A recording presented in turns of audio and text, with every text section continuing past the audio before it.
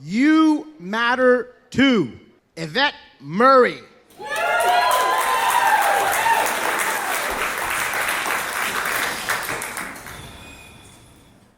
I'm 8 years old, hiding in my closet, and I hear my dad rushing down the stairs and the closing of the side door. Phew, he's gone to work. I can come out now. And I hurried to my mom's room and I announced, "I'm here." I gave my very British mother quite the shock. "Bloody hell, why aren't you at school?" "I don't feel well. Can I just hang with you for today?" You see, this became a pattern that was unhealthy for the both of us. As a symptom, my mom living with bipolar disorder, she attempted suicide more than once. And I believed if I stayed home from school, I could save her. For years, I walked on eggshells, did my best to keep the peace and avoid being on the receiving end of the anger, the crying, the aggression, the mood swings, the silent treatment, the disowning, all symptoms of my mom's mental illness. I'd often hear my mom say, "I don't want to do the things I do. I can't control it." I became all too consumed with fixing and saving her. What if I say the wrong thing? What if I upset her? Will she die? I did develop some pretty impressive skills, though. I was the ray of sunshine. I light every room with my sunshine fix-it ways. You don't feel good? I have just the cure for you. Meanwhile, my own mental health was declining. I completely lost myself in the picture. I needed to stop gaslighting myself and recognize that I mattered too. I got in touch with the emotions, the real ones. I gave myself permission to feel the fear, the anger, the apathy, the burden, the rage. Oh, and the guilt, especially when I was doing well and my loved one wasn't. At points in my life, I thought, am I becoming manic depressive too? Is my mom to blame?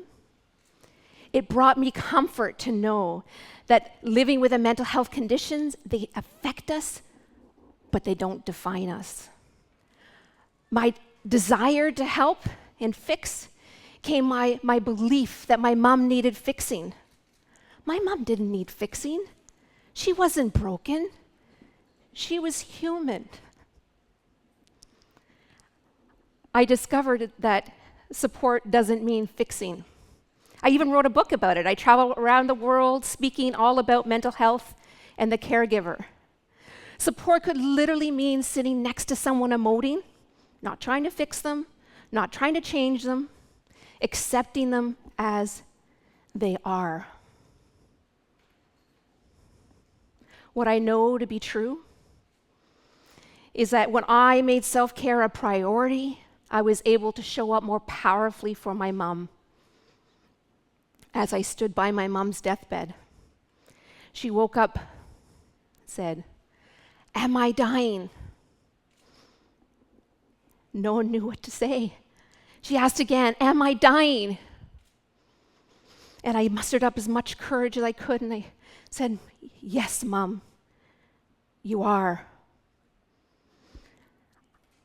I don't want to die. I don't want to die.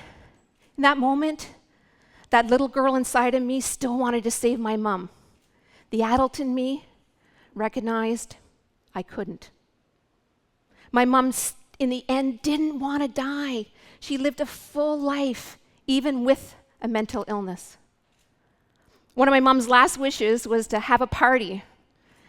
And she wanted to celebrate my twin brother and my 50th birthday. So in true mom fashion, we gathered in her hospital room with my dad by my side, cracked open up a bottle of champagne, ate some cake, giggled, and celebrated our milestones' birthdays.